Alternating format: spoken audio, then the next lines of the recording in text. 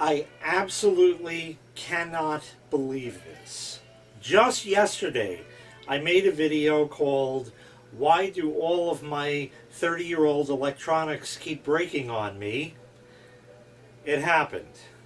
So, last thing I mentioned in that video was about the TV out back. I think it's had it. We're going to take a look, see if anything can be done, but I don't think so.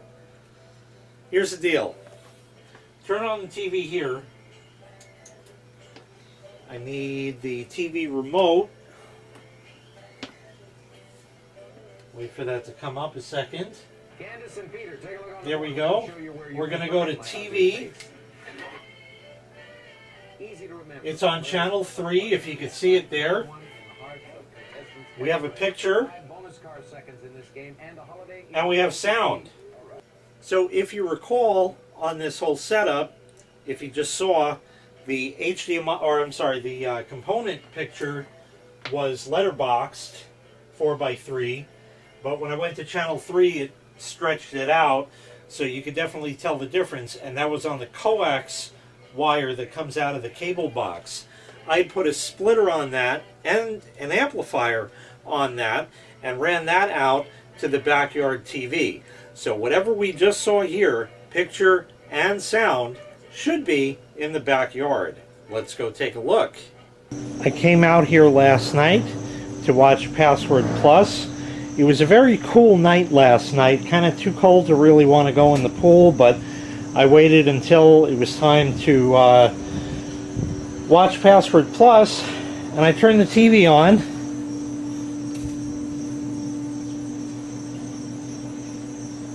Tube's warming up. Here we go. Let's see how... Again, it's not entirely that out of focus. It was out of focus in that, but do you notice? Where's the sound? There's no sound. I'm going to just tip that just so we're not copywriting things, just in case. Oh, I should show you first that obviously it's not the cable box because the volume is set to 100%. That is coming from the cable box itself. If I mute it, it shows a mute in the upper left corner and unmute, but no sound. So then you say, well, the TV volume itself, sure, no problem. It's here. It definitely works because it always did. These are the channel buttons and the volume up.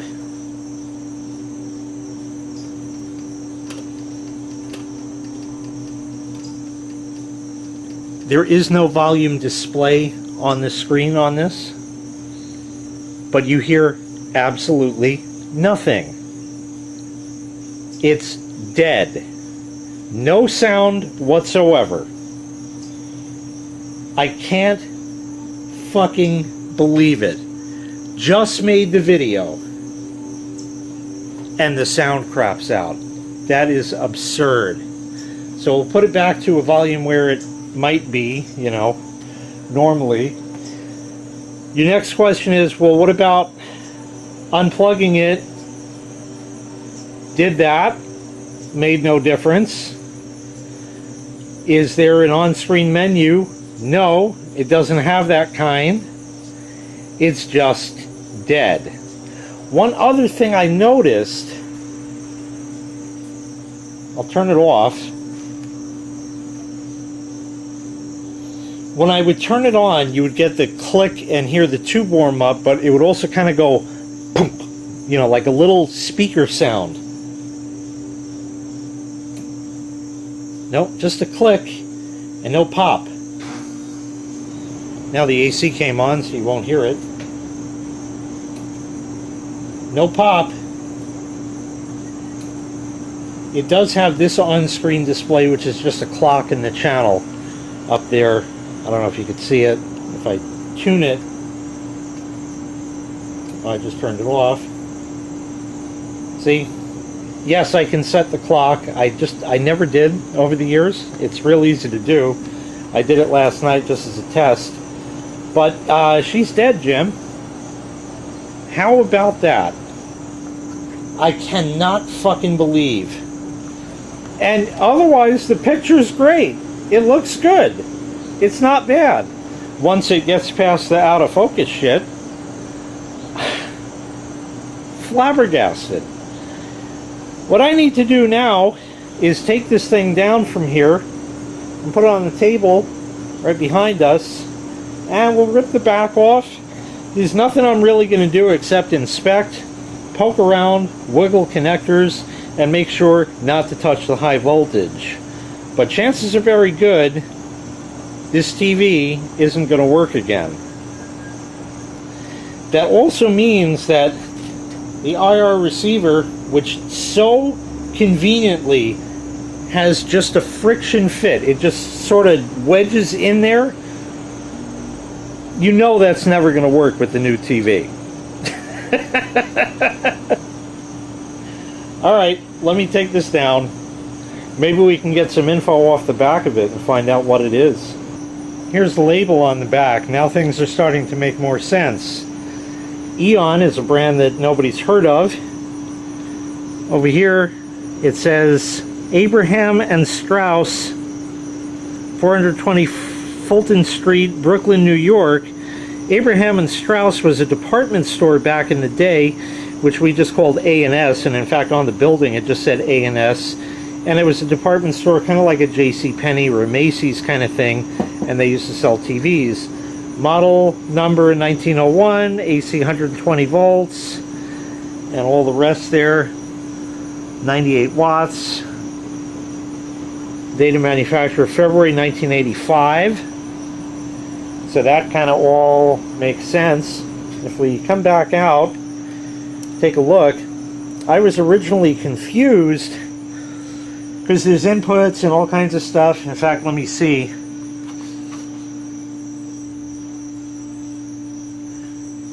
There is a video and audio in, a video and audio out, and a right and left speaker, external speaker. Over here, vertical hold, horizontal hold, and focus, but no coax. That's because it's up here, which I totally missed. Right there. I was looking for it here, down on the bottom. You got your VHF and UHF. There's a little shunt resistor or something, which interestingly was loose, but that certainly wouldn't cause you not to have sound. You know, I mean, that wouldn't do that. So this was made by, or sold by A&S. It's made in Taiwan, 1985. And short of the out of focus picture, it had an on-screen display for a clock and channel, and that was not brand new, but it was still pretty new on the market. And a digital tuner that was becoming a standard. Cable ready as well. This sold for a few bucks, especially having a composite input. That was serious stuff. So this was a pretty damn nice set that somebody paid good money for. We're going to go ahead and try to take the back off. It's got a couple of screws around it. I don't know how many, probably too many, and I'll miss some, so I'll see if I can get it off. Another thing of note, considering this is a 1980s set, is that it had the requisite stick-ups air freshener on it, because that was like a thing on TV at the time. And another curious thing, you can't show you that, is that all of the screws,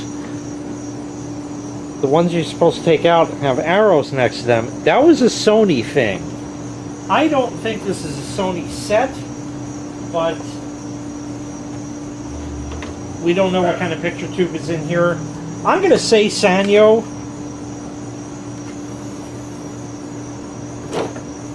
It wasn't hard at all. Okay, we still have connection things. Let's see what we can do. I did unscrew the tuner board, I mean the plug for that. I don't know why it doesn't want to come out. Is there a screw I missed? No. Maybe it just pops out, or maybe the nut for the coax holds it. No, I don't think so. It looks like none of the above. So I don't know. One thing I can immediately see over here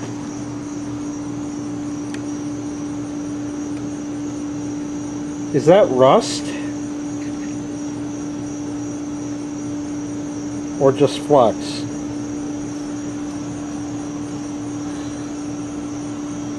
The screw is kind of rusty, but I mean, what else would you expect? This thing sat outside for how many years?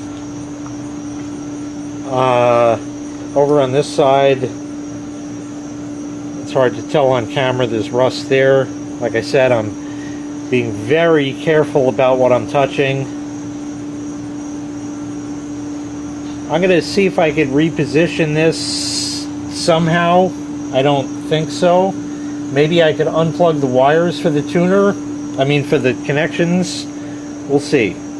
I don't think you can tell from this vantage point, but this is an Orion, O-R-I-O-N, picture tube. I know of the brand. I don't know.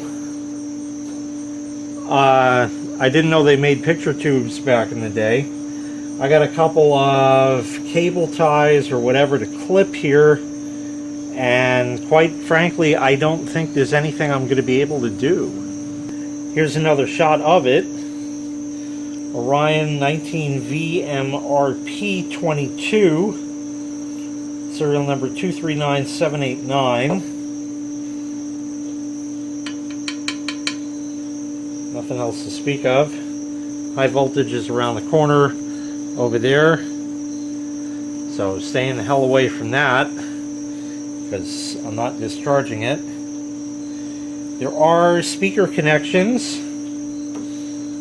It's sort of hard to, I don't really have the best angle for this because this is not something I normally do.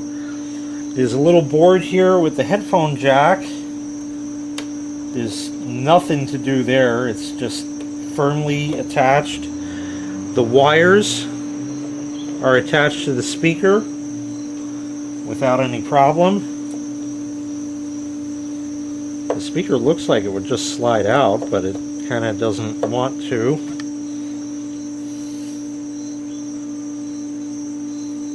I don't know if it's glued in or something. It kind of wiggles. I'm just a little too chicken shit to really pester with much in here. There are two connectors that are running down here for sound. I can kind of wiggle those, mush them. One of them kind of like just bent crazily, but that's it. There's nothing else to do. Oh, that just sucks. Well, I'm going to see if I could prop this up on its side. Yeah, like that. I'll kind of walk it over. And I'm sure the cord isn't going to reach, although it is really nice and long. I'll be dipped. It actually reaches. So we can plug it in now. It's plugged in. We'll see if we get the... What are you seeing? Nothing good. We'll see if we get the... Toom. No, just the click. And no speaker sound whatsoever. We have a raster. It's clear enough. This might mute the snow sound. I think it does. I have the volume all the way at the maximum.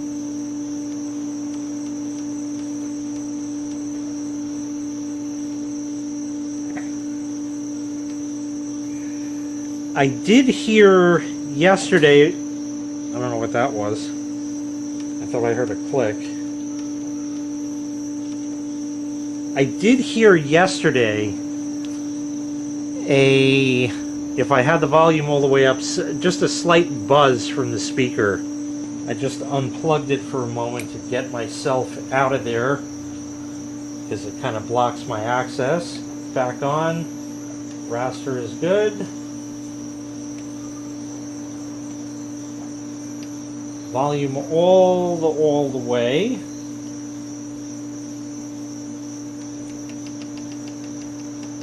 Nothing. Curiously, I'm not hearing anything now. Well, maybe. Huh. I'm gonna have to listen closer. Okay, in listening to it, yes, I am hearing just a slight buzz, but I also powered it off and back on, and I was hearing a slight pop of some kind. So, redneck way of testing the speaker is to get in here and feel the cone. Yes, the cone moves when I turn it on. Now, could that be due to the magnetic thing of the degauss coil on the screen? Yeah, it's possible, but I think that's not what it is. It actually pulses down and back up. So you are definitely getting a pop out of the speaker like that. So there's no sense in putting a meter on it. And quite frankly, nothing more to do. There's nothing more to touch or fuck around with. There's just nothing here. This was actually a fairly integrated set, even for 85. Everything is kind of all on this one main board right there.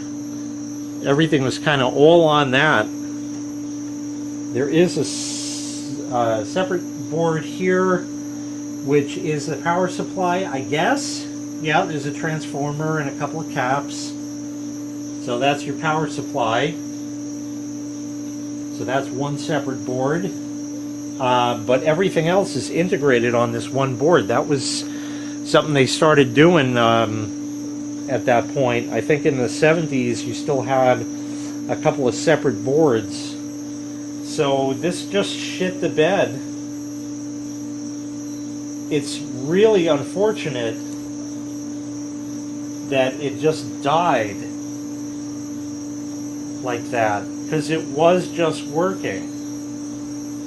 It was just working. So I don't know. That just kind of sucks. I'm going to slam it back together. And hey, we'll give it one last go. It's not going to work, but we'll give it one last go. Some people probably have screamed at the screen already saying, Jay, test it with that little LCD panel you have out here. Well, A, you're right, but L, it's coax. It carries both the picture and the sound over an RF signal. Since it is simply split off the basement, even with the somewhat knackered coax wire, there is no way that the audio would magically disappear, leaving the video signal 100% intact. But yeah, I'll do it just to, you gotta rule shit out. You don't know.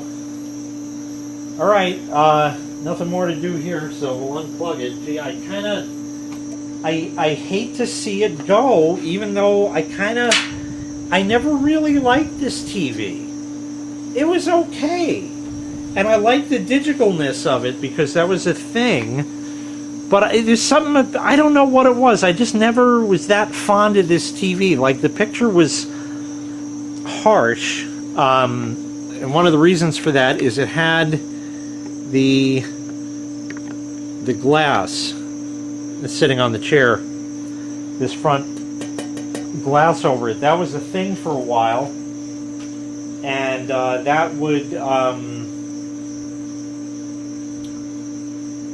act as some sort of filter or some crap like that. But as you might be able to see, it's tinted as well. I don't know if you can see my fingers there. It's tinted, and as such, the picture becomes darker. It's like putting a pair of sunglasses on the tube. And that means, to combat that, the tube has to be run extra bright. Now, this tube still has plenty of brightness in it. So that's another reason, like, I hate to get rid of this thing, but hey, if it doesn't fucking work, what do I do? You know? Like, it doesn't owe me anything, certainly. It's just a shame that it crapped out. Damn. You know, when I was a kid, I had an RCA. There's actually a funny story with that. I had an RCA TV, 19-inch, color, from the 1970s, I think an XL100, that some guy gave to me for free. And I had that, and it had its fair share of problems. It worked, but it had a lot of hours, and it had issues every now and again. One day my mother was kibitzing around, and she happened across a Sylvania TV, also 19-inch. And I don't know what possessed her to do this, but she put it in the car and she took it home. The interesting thing about that is I don't know how she ever lifted it, but she took it home, and it was a similar vintage to this. It had RCA connections, and that one had a red digital clock on the front, which was a nice thing. And it also had an awesome feature that later TVs had, which was the ability to have it turn on at a particular time on a particular day. I think it was an everyday thing, and that was built in, and I used to have it go on automatically at 8 p.m. So when I'd wander into my room from then on, it would be on, ready to go. Well, that TV was super reliable, and it worked for years until one day, it's after 8, and the TV's on, but no picture on the screen. A little percussive maintenance, and it came up. And that continued on, and continued on, and continued on for a couple of years, and it got worse and worse to the point where I would have to like slam the shit out of this thing in order to get it to turn on, until finally one day it just bit the dust, and that was it. And I also kind of hated that TV, but liked it. I liked it because although the picture was better than the RCA, it also had this filter on the front, the glass. And because of that, the picture was just too jarringly bright. And it was great during the day, but at night it was just too damn bright. And you didn't want to turn it down because then the daytime wouldn't be bright enough. So it was sort of, you kind of missed everything. It wasn't that great. And I was sad to see it go, but by the same token, I was happy to see it go. It's a weird thing. I don't know. And it was also silver in color like this from a similar vintage in the 1980s. So that's great. All right, let me put this back together. Here's one final shot of the main board in there. Not much to see. I don't know if you could see down here, but straight down from the tip of the screwdriver is maybe part of the tuner, and the can around it, the RF can around it, is pretty rusty. The tube, I don't like these. That looks not good. I don't know. It's just doesn't look good. Yeah, this thing is in pretty bad shape from sitting outside for so many years. Oh well, you know, I mean, that's what's going to happen. It's not like it wasn't expected. Kind of a damn shame, but nothing else to do. I'll tap on the board on the back of it.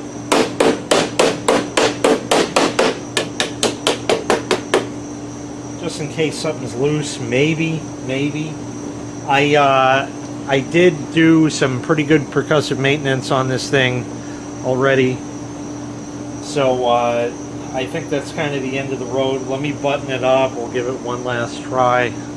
So there it is without the front glass on it. Come back through here. And we'll give it one last shot. I have it reconnected to the coax wire. Still no punk. Channel 2. Channel 3, we have a picture. But no sound.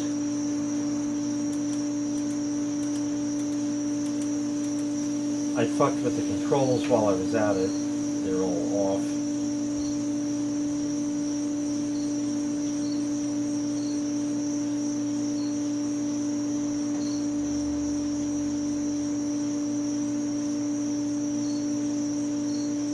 Somewhere in there. Anyway, still no sound. Just totally dead. That's it. That's the end. Alright. Nothing more to do. But I think we're going to leave this video off here. And in the next part, we're going to test the coax wire with the flat panel to ensure that's good. Pick out a new TV in the basement to replace this. And then we'll finally drag it up here and set it up. Thanks so much for watching. I really appreciate it. Make sure you click like, make sure you click subscribe, and take care. We'll see you next time. Bye-bye.